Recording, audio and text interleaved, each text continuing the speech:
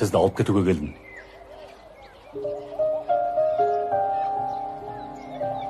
Мен сендердің келетіндеріңді біліп едім, балам.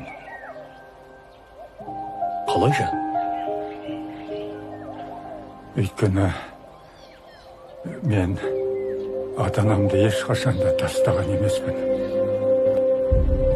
Әке, одан былай сізді ешқашан жалғыз қалдырмаймыз. Уәде берем, әке.